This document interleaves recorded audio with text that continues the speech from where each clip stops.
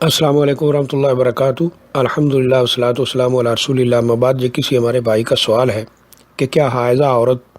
وہ قرآن مجید کی تلاوت کر سکتی ہے؟ دیکھیے، حائضہ عورت ہو یا اس طرح حالت جنابت میں یعنی جنبی مرد ہو، وہ دونوں یعنی جنابت کی حالت میں کوئی مرد عورت ہو یا حیض کی حالت میں کوئی عورت ہو، ایسی صورت میں وہ قرآن مجید کو ہاتھ لگا کر نہیں پڑھ سکتے، یعنی ہاتھ میں پکڑ کر، کیونکہ اللہ تعالیٰ نے قرآن مجید میں فرمایا لا یمسہ الا المطہرون، قرآن مجید کو وہی لوگ ہاتھ لگائیں جو پاک ہوں، دوسرے لوگ یعنی جو ناپاکی کی حالت میں ہوں وہ ہاتھ نہیں لگا سکتے۔ پہلی بات تو یہ ہے۔ دوسری بات یہ ہے کہ جو قرآن مجید انہیں یاد ہو،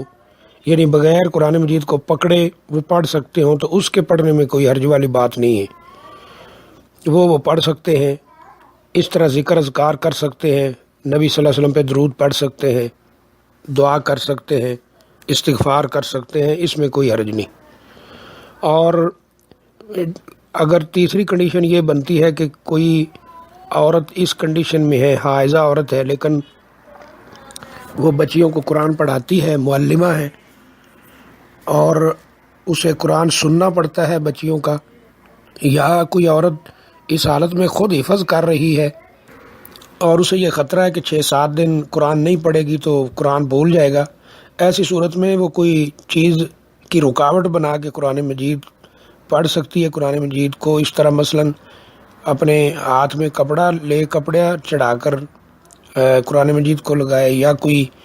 اس طرح قرآن مجید اور اس کے ہاتھ کے درمیان کوئی چیز رکاوٹ ہو، حائل ہو، جیسے قرآن مجید کھلا ہو تو کسی پینسل وغیرہ سے